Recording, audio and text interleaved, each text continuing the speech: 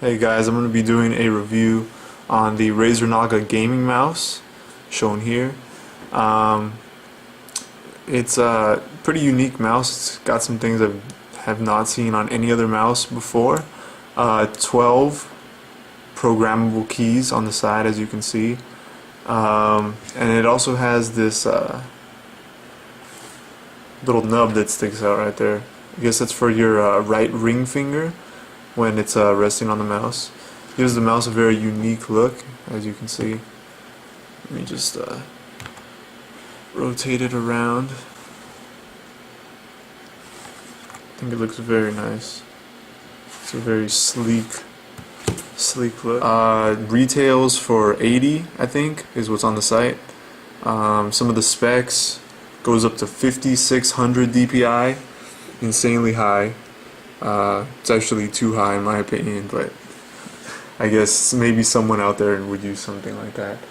1000 hertz polling rate, and I think it can record movements up to 200 inches per second, I think, something like that. So even on low sensitivity, this mouse should record all movement, and it's worked fine for me even when I've tried it on low sensitivity.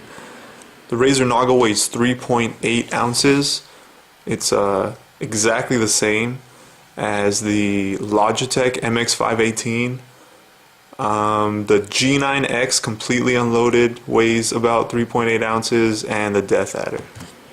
Okay, let's talk about some of the actual features of the mouse. We have a rubberized scroll wheel right here, rubberized matte finish on the top with a glossy finish going around the whole mouse, even on the front.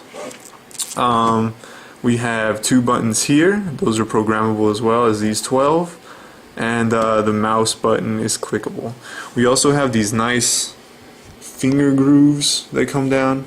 They're on I think all of the Razer mice now, but they're pretty pronounced on this mouse.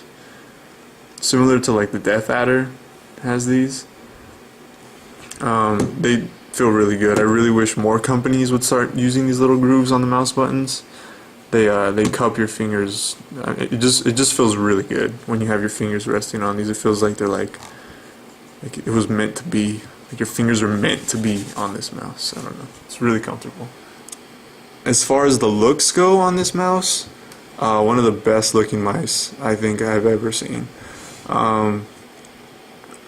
It lights up blue, obviously, and I think it looks really good. This is like a matte rubberized finish. It feels really nice. Got the glossy sides. Let me actually show it to you in the dark. I really like the way this thing looks in the dark. I think it looks really nice.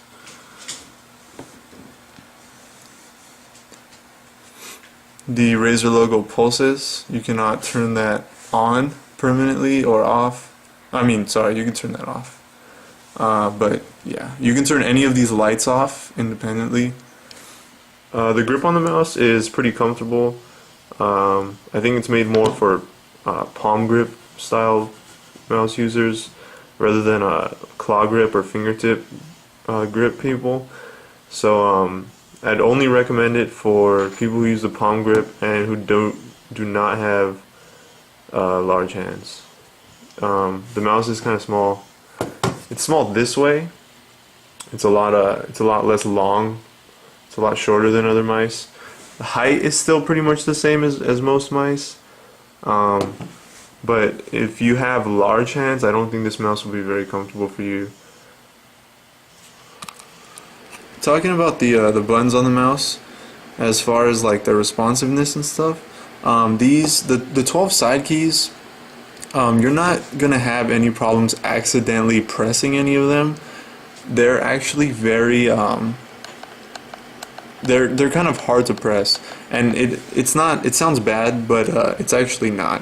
They're easy to press when you want to press them. You're not gonna accidentally be clicking them just because your thumb is resting on them.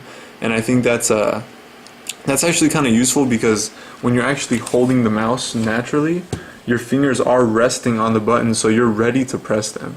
But And that's different than a lot of other mice where the buttons are up here, where you have to move your hand up to press the buttons. So you're like, I mean, ready to press the buttons, but they're you know, heavy enough that you're not going to press them accidentally. I think that this last row of keys right here is a bit of a stretch. When you're holding this, you know, moving around and stuff, to have to bring your thumb this far back, you kind of have to ruin your grip in a sense. You have to bring it off, or just, you know, stretch your thumb back so far that it's uncomfortable to press these last rows, or this last row of keys right here. You don't have to use them, of course. You just use the first 9. What I kind of wish they would have done is had these first 9 the only keys and made them bigger, but I guess it kind of works well like this, because the size that they are now, it's almost like a small cell phone, you know. It's just kind of easy to press. It's like a natural feel. But these last keys right here, these last 3, I think they're a little too far back. These 2 click buttons though, the main click buttons, for something where you're gonna have to be pressing them repeatedly, like quickly, like that, as fast as you can, like a first-person shooter, for example, like shooting a semi-automatic gun or something like that. They're, in my opinion, they're kind of, they travel very far, and they're very springy, making it kind of hard to, you know, like repeatedly press stuff. It's not too bad, but I've definitely seen better on mice. And the scroll wheel clicks very easily and nicely. It's a super small travel. It's very light press. It's very nice. The rotation is a little, it requires a little bit more force than some other scroll wheels, but it works well for, like, you know, changing weapons. You just want to move it once to, like, go to the next weapon or something like that, then it works pretty well. I think this is geared more towards, like, you know, like World of Warcraft style games, things like that, where you have like a bunch of commands that you have to press, and you can just, you know, set them to buttons. For first-person shooters, it could be useful. I've tried playing Halo with this, and I have these set to a bunch of different things, and it actually does work out kind of well.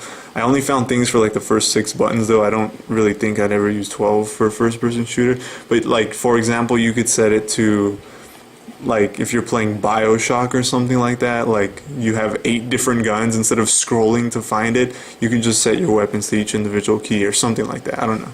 You probably find a use for this. But I think that if you were playing first-person shooters, you know, primarily, not like World of Warcraft style games, to find a different mouse, one with the 2 normal keys that are on the side, they're a little bit easier to press.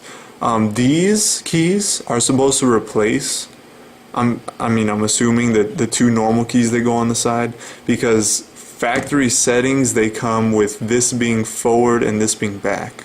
Like if you're in a web browser or in a Windows Explorer window, this is forward and this is back. The problem with that is that these keys are way too far over to be comfortable. And not only that, they're kind of hard to press, so it's not like you can, you know, they're just uncomfortable keys. You have to stretch your finger over too far to press them.